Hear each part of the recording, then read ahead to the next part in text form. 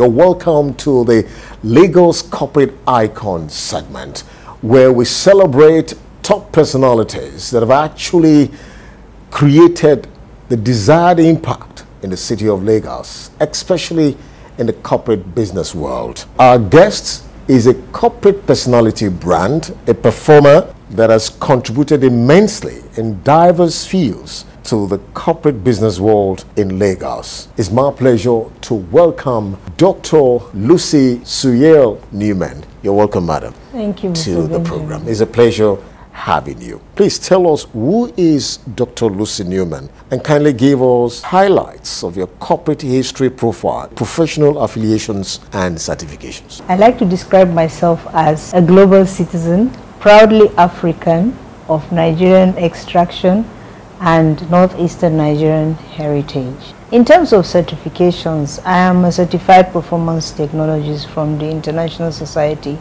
for Performance Improvement, where I also had the privilege of serving on the global board 2012 to 2014, representing members in 48 countries outside the United States. In terms of additional certifications, I'm also a certified trainer from the Financial Accreditation Agency of Malaysia. I'm also a certified Corporate Governance International Director from the INSEAD Business School. I also am a certified Thomas Practitioner Analyst in terms of behavioral sciences for organizational behavior. Professional affiliations, I'm affiliated with the Nigerian Institute for Directors, where I'm a fellow.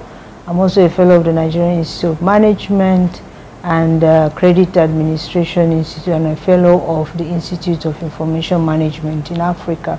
Above all, also, I'm a very involved mother of 3 interesting personalities that are all men, and I am a practicing Christian. So I'm happy to be in Lagos, where I call my home.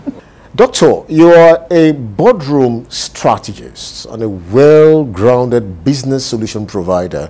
Please share your boardroom experience, achievements and challenges. Based on my past experience, I've had the opportunity to not only serve on boards as an executive and also as a non-executive, but I've also had the privilege of providing services and advising boards in terms of their strategy and all that. And I've also had the privilege of providing advisory services in terms of corporate governance policies by the regulators in the formation, both in Nigeria and continentally.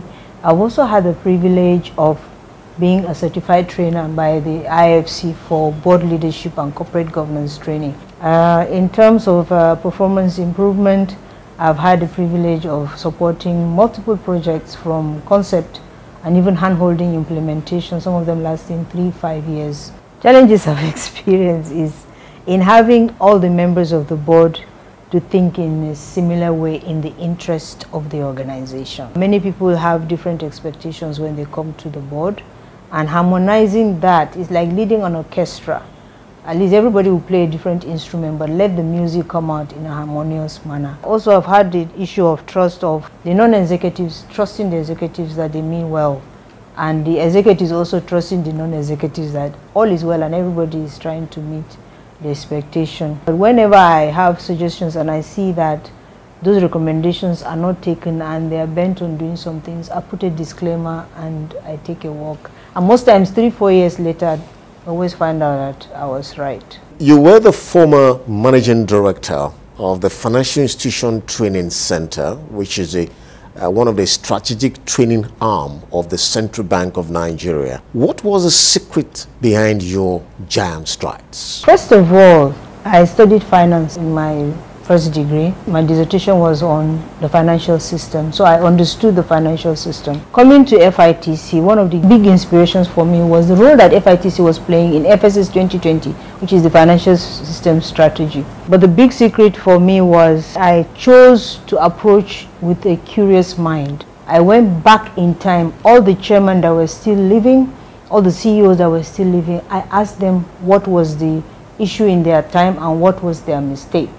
And I read the Pius Okubo report, which was the report that recommended the creation of FITC itself. And I also engaged a few leaders in the system. That was the external engagement. In terms of internal engagement, I made it my duty to study all the staff files and understand where they come from, their skills, the contributions they have made, and I engaged all of them and shared my dream with them and asked them what role they can play. So it was a collaborative thing. Together we did so much. We invested in IT infrastructure, and we started partnering with similar organizations in Africa. The awards we won were quite many. Key ones we got, which were like compliments to our strategy, was the Great Place to Work Award. They also got the IFDO Award for Africa in Product Innovation.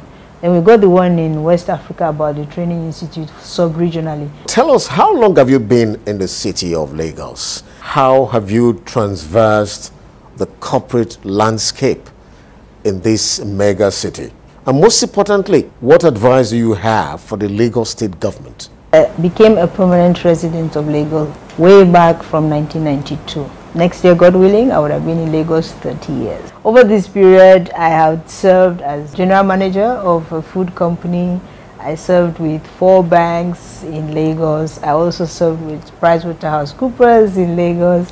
And then the last one that we just discussed, FITC in Lagos. But the time that I really fell in love with Lagos was 2007-2008, when I was privileged to be on a project with PricewaterhouseCoopers that was called Project Will.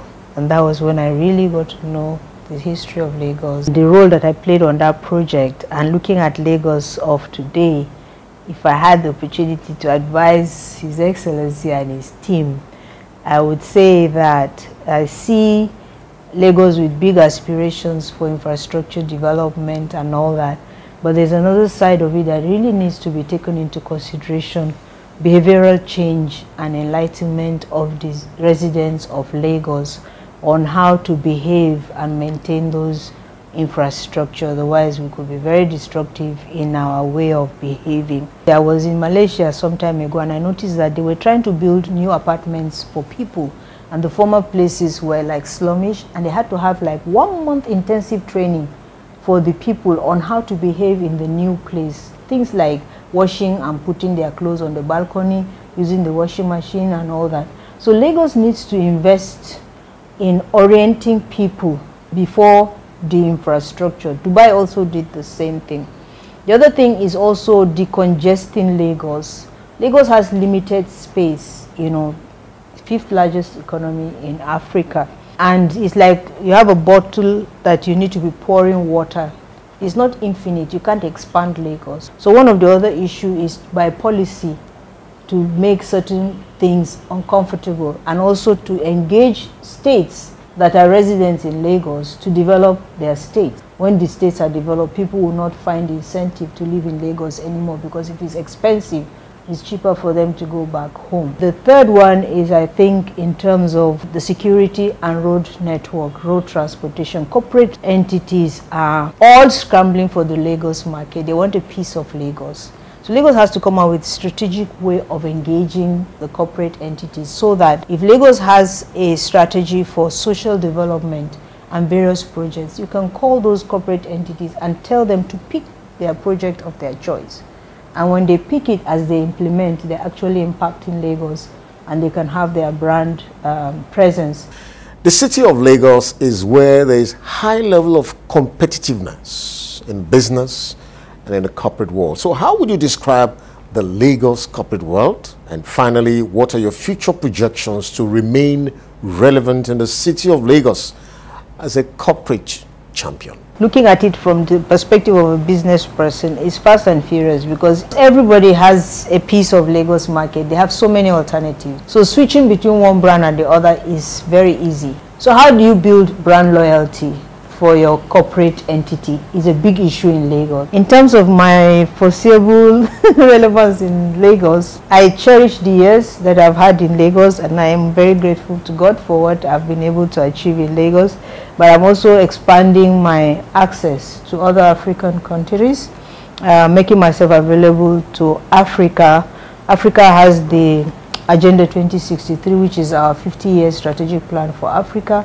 We have the African Continental Free Trade Agreement, and we have Lagos hopefully taking its pride of place in the African economy. So the key things for me I would like us to note is, if you're producing product, your benchmark is not the local market. Your benchmark is the global market in your space. Make your products high quality.